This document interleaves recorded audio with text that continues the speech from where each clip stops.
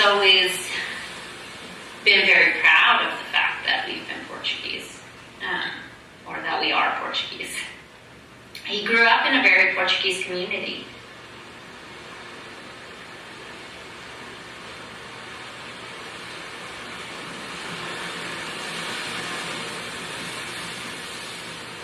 My whole life I've grown up with the last name Rose, but I have kind of this longing for the last name that I never really had.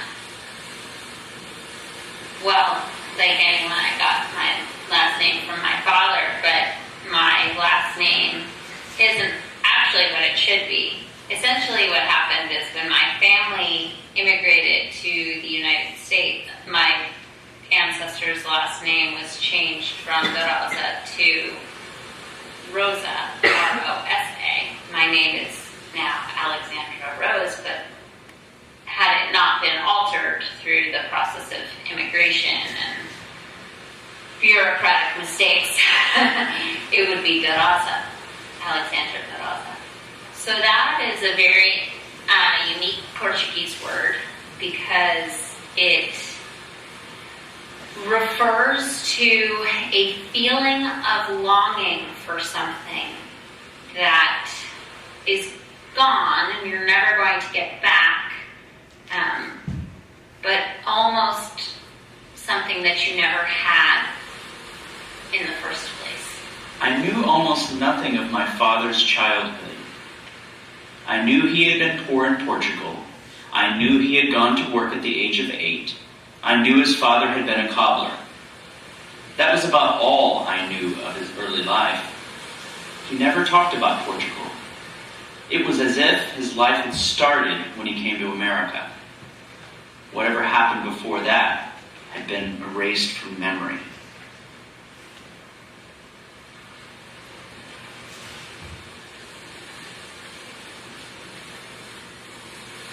I was in mainland Portugal,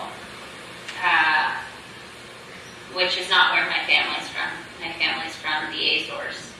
Certainly I was interested in knowing, did they listen to fado music? How much of this culture is mine, is similar to what my grandparents, would they be familiar with the history that I'm learning about or the scenes that I'm seeing? So I felt kind of connected and yet oddly separated.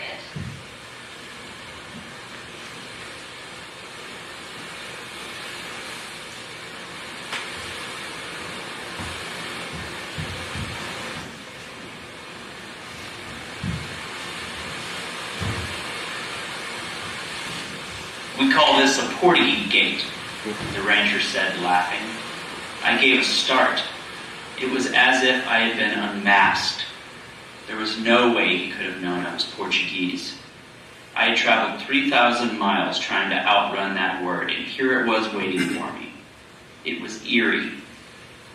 I was out west on an isolated ranch. The last word I expected to hear was Portuguese. I had thought all the Portuguese were in the mill towns of Massachusetts, but I knew what the rancher meant. We call this a Portuguese gate because the Portuguese are too tight to spend any money and do the job right. Yes, they make do with what they have. That could be the Portuguese creed.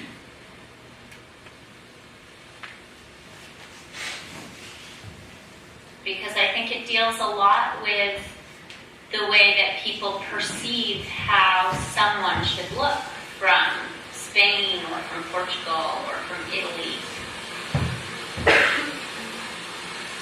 They spoke Portuguese with each other, and he grew up hearing that, but he was always encouraged not to speak it because he would have been considered un-American. I think we have an idea in our heads in the United States that people from the more Mediterranean countries in Europe should look, should have olive skin and dark hair and dark eyes, and many of them do. However, I'm 50% Portuguese and I have blonde hair and green eyes. So I don't know if I look Portuguese or not. I think that's a hard question to answer because I would need a better definition of what that means. My father doesn't speak Portuguese because I think he was separated from that. And that's difficult for me to accept. I think we have to know where we're coming from to know who we are. So he grew up surrounded by it, and yet he was encouraged to make other choices, to make choices that took him away from that heritage. Particularly as Americans, I think it's important to know where we come from. I want to know why I look like I do. I want to know why I have certain traits in my personality, why I like certain music, and maybe that is just my own personal choices, but I do feel that some of that must come from my heritage, my ancestry. We're constantly, certainly now, facing these big questions of what do we believe in as a country, as a society, and in order to firm up our ideology, we have to be able to establish where we came from.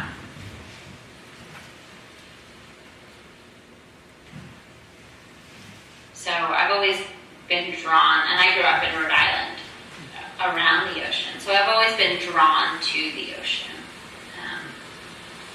And I think the ocean and fishing is a huge part of Portuguese culture in general, particularly Portuguese people who come from the Azores because they live on an island.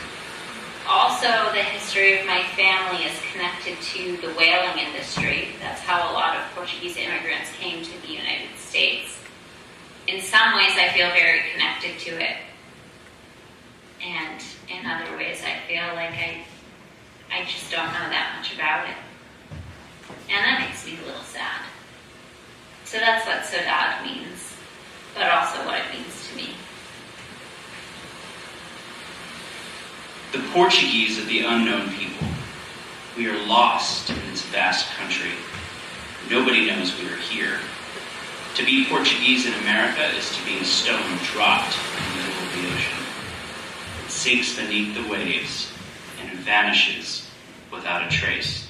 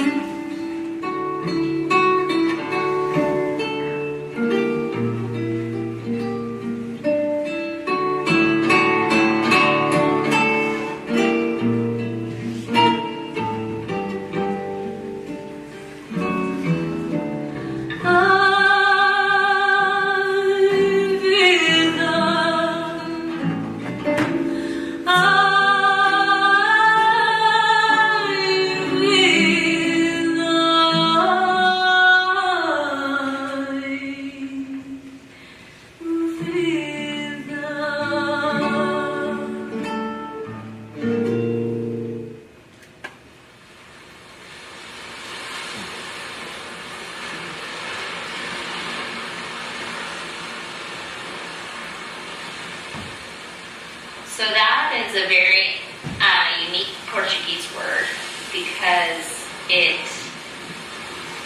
refers to a feeling of longing for something that is gone and you're never going to get back, but almost something that you never had in the first place.